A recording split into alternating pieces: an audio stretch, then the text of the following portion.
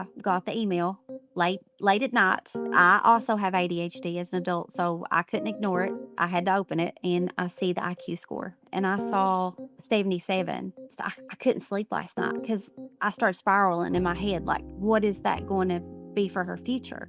This is Melena Blanton. She's a mom in a small town raising 2 neurodivergent kids. The night before we spoke, she'd gotten the results back from her daughter Emily's psychological evaluation. She was glad to see that the email said Emily had ADHD and dyslexia. Maybe that could help unlock services at her daughter's school. But the IQ score, that was a different story. And I think there's brilliant people out there with 77 IQs. Like, I would never think of it that way. But my child, the one that I see those big, beautiful brown eyes, and I know how school systems judge anyway. So now, do I give the school that report with that 77 on it?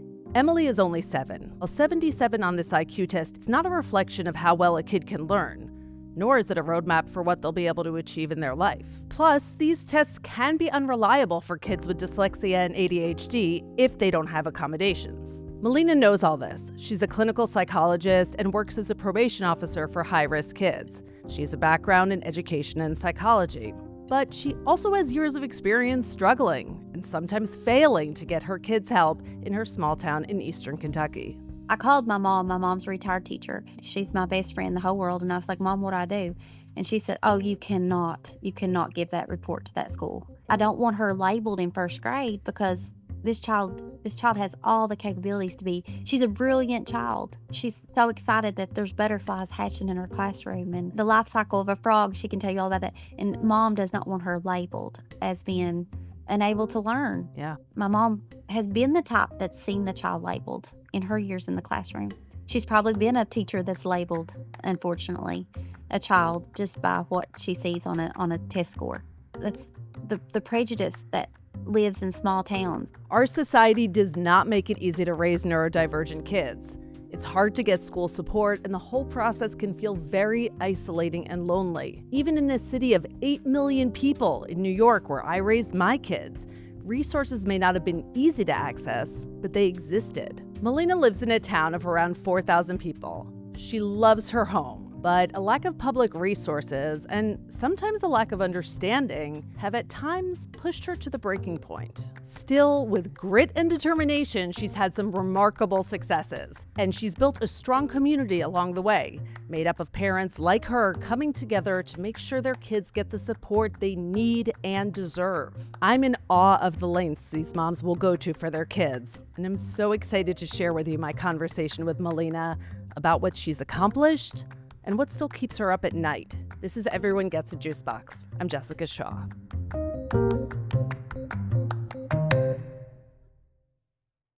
Well, Eastern Kentucky it's a very unique place. It's a beautiful place. We have a lot of collectivism with families. We love each other here. I traveled a lot in college, but then I moved back to Eastern Kentucky because that's what Eastern Kentuckians do. We moved back to be with our family. But when it comes to resources, they're very, very limited. Melena's journey to access those resources started when her son Elijah was in first grade. He was falling behind in reading. This is a child that I read to. My mom's a librarian. I read to this child thousands of books. So I thought, that's odd because the teacher kept saying, well, if you'd read more to me, maybe he would catch up. Always blame the mother. Yeah, always blame the mother. So I thought, that's not correct. So I'm a mouthy mom, thank goodness. So I went in there and to talk with the teacher, to talk with the principal, and I said, "What do we need to do?" And they said, "Well, let's just put him in special education, and it'll work itself out." And I'm like, "No, I want him tested."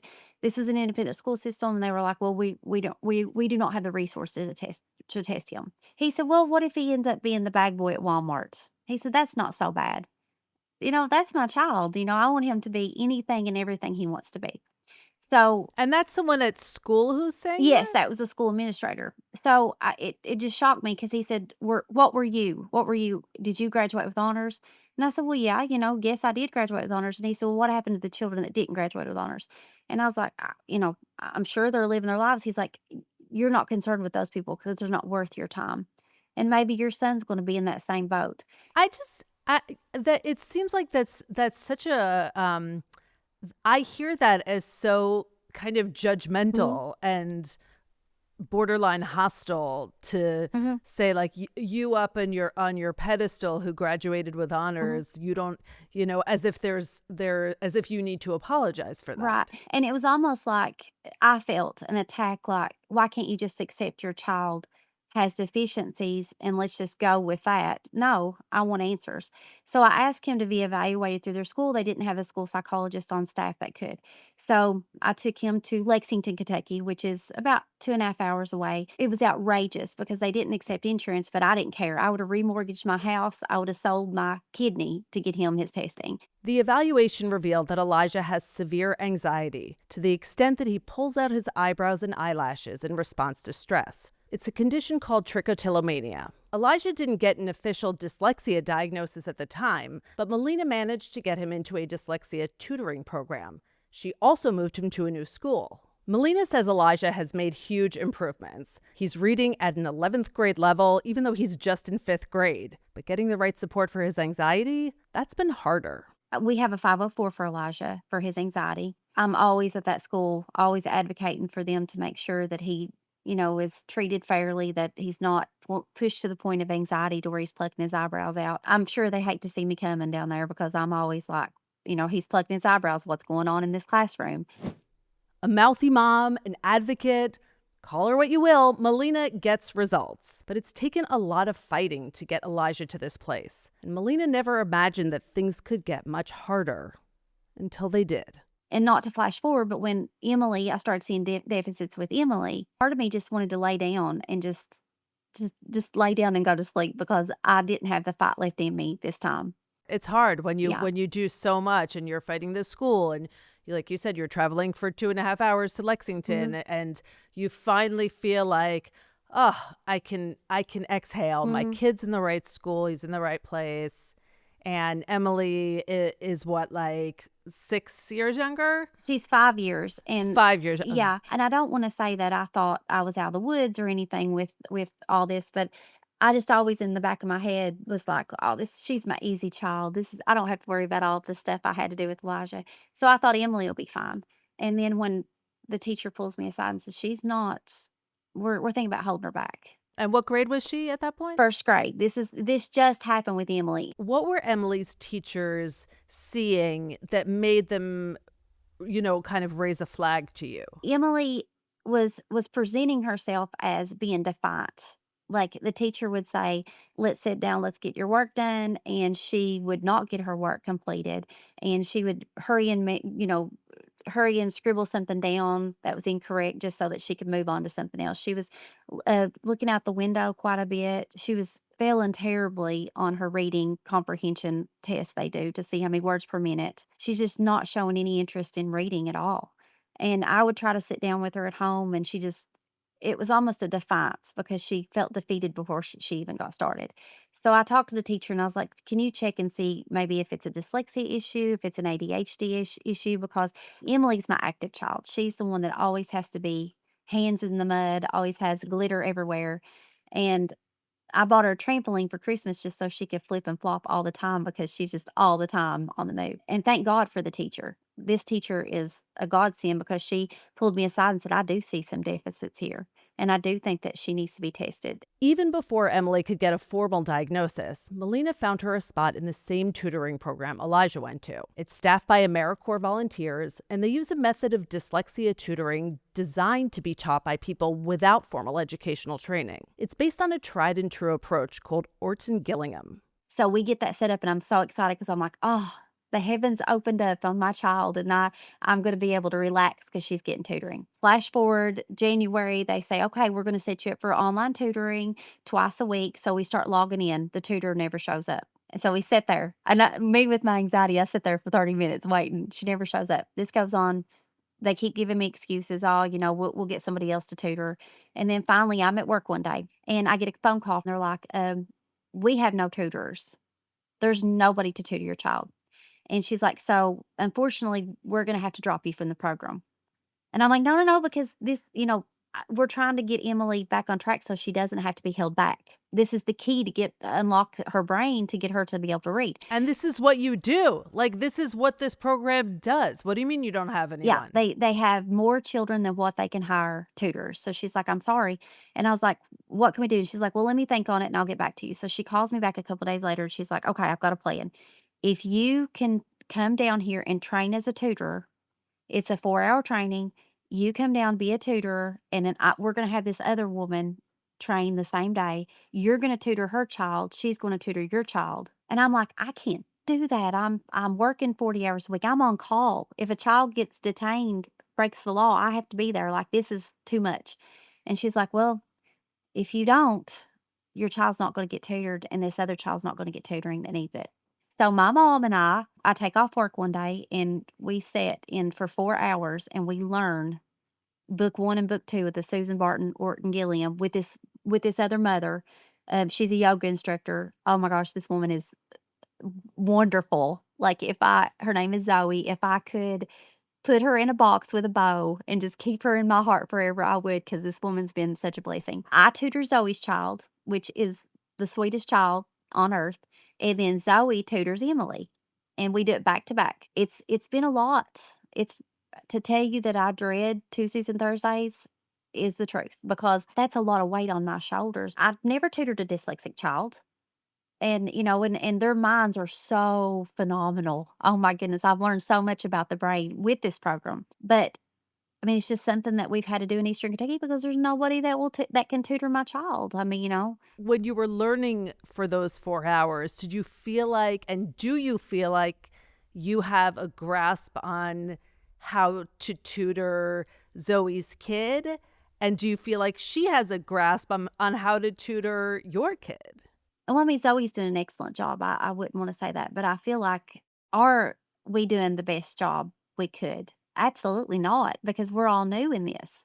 But I mean, if love gets our children anywhere, we definitely have that going for us. I mean, but it's a sad situation, and I could hire somebody out of, say, Dallas, Texas, that could meet with Emily online and tutor her. But then I worried, okay, would the connection not be there? I wanted somebody locally with the same dialect and the same accent and same, because it is hard to understand us, and you're talking on a computer trying to enunciate sounds and words, and I have to watch that child's mouth. Someone from Dallas, Texas might not get the dialect of Eastern Kentucky. So that was another hurdle that I thought about. Has there been a specific lesson that you feel like has been in your observation the most effective? When it comes to learning, like, the Susan Barton program and the Orton Gilliam and all that stuff, it's so foreign. Like, it's like almost like trying to learn a foreign language, because I cannot understand what they're doing a lot of times in my mind, but I see how it clicks with a dyslexic brain. And I know there's benefits there in the program, but it's an odd like, they do a lot of visualizations, they do a lot of, close your eyes, you're walking into a supermarket, so I can see how it works with children. Right. It's just being able to see it from the inside has been a blessing, but also it's been a huge job to take on that I was not prepared to do. Yeah, because you're probably working a full day and then working a full evening Yeah. and then Yeah, I'm parenting. tired. I'm really tired. There's been times where I've been driving to work thinking, "I can't do this today." But guess what? You gotta pull up your big girl bloomers, and you got that's an Eastern Kentucky term. Pull up your big girl bloomers, and you gotta do it, because Emily's gotta be tutored, and so does that other child, because Zoe needs her child tutored just as much as I need my child tutored. And, we're a team, and we have to do this. But where are those parents out there that don't have the help and the education behind them and the advocacy? And I mean, because it takes a lot to fight. I mean, I feel like my life is a constant fight, and it's a constant struggle. But that's what being a mom is. But some children don't have the fighting moms, and some moms don't have the effort. They don't have the energy to fight, and that breaks my heart. The fight shouldn't be all on your shoulders. But that's Eastern Kentucky, and I think that's why when you look at our poverty rates and you look at our unemployment rates, that's why we have such a high rate of drug addiction. And, people on, social programs and things because education is not pushed very hard. A lot of people I work with, they're the first people in their families that attended college. You know, Right. Eastern Kentucky is an odd place. Yes, it's beautiful. Yes, we've got beautiful animals and horses and we're good people, but when it comes to resources, it's sad. Very, very sad here. And I watched one of your shows where someone decided to homeschool their child, and I was just, oh, my hero. Like, that would be my dream to get to homeschool my children. But, that's not our lot in life. I mean, my husband and I both have to work. We both work for the state. Eastern Kentucky, we're very poor. I hate to say that, but we don't make very much money. And so I have to have my children in public school. But, I thought many times I'm going to jerk Elijah out because he's the sensitive one. And I'm going to wrap him in bubble wrap and he's going to be okay. But then what happens when he's an adult and he gets the difficult boss and he gets the difficult Right. neighbor and he gets the difficult college professor? So I feel like I am preparing him a little bit for the roughness of the world, but it breaks my heart. Through all this, there is a silver lining, and that is the community Melena has formed with a few other mothers who are in this with her, like Zoe, the yoga instructor who tutors Emily. I have so much love for Zoe, and this was a stranger to me in January. And the world put us together, and I don't speak with her outside of tutoring because we have busy lives. But I have a bond with her. Just the care that she gives my child in those tutoring sessions, and the care that I give her child. Like, we truly love these children. Zoe's a lot younger than me, so I think she's in her late 20s, and I see the desperation on her face, especially when her daughter's not focusing. Like, last week was really rough with her daughter because she's got a cat named Gumdrop, and she'll have Gumdrop up in the video, like, dancing, and I'm like, "You have to focus, let's get this done." I could see the frustration on Zoe's face, like, "Pay attention." And I was like, "It's okay, Zoe, we're gonna get through this together." And when I did that calming voice, that calmed her down, and we're a team. Emily has a phenomenal teacher, and she, gave another parent that's struggling, another child in the class, she gave the mother my number and said, "You need to talk to her because she's doing the same thing with her child that you're going through." So I've been talking to her via text message and kinda pointing her in the direction of getting the evaluation, and I formed a bond with her that it's a sisterhood. Like, we've got to get these children raised, and we can't it's almost like an army of moms. No one falls behind. And I wanna say that's the Eastern Kentucky beauty of it. Like, I don't know if you live in New York if you get a sisterhood like that, because it's such a big place and things. But here, like, I mean, I'll do anything I can to help that mama get through because I needed that mom when I was getting through. Yeah, you make it where, I mean, there's something very, I wish you had all the services in the world, and it sounds like you have cultivated it, you have built this community also, that you have each other's backs and that you're all fighting for your kids and for each other's kids. And there's something so powerful in that. This is your child, and you have to fight. You have to fight for this child to have the best life. And it's all, when you look at it, it's all love. That's all it is. We love our children so much that it's going to be hard, but we're going to get through it. And that's beautiful to me. That's the most beautiful thing in the whole world. It's sad, Yeah. but it's also beautiful. My grandmother was a quilter, a fabric, that she made quilts for a living. It's something Eastern Kentucky. And in my mind, everybody is the fabric of our quilts.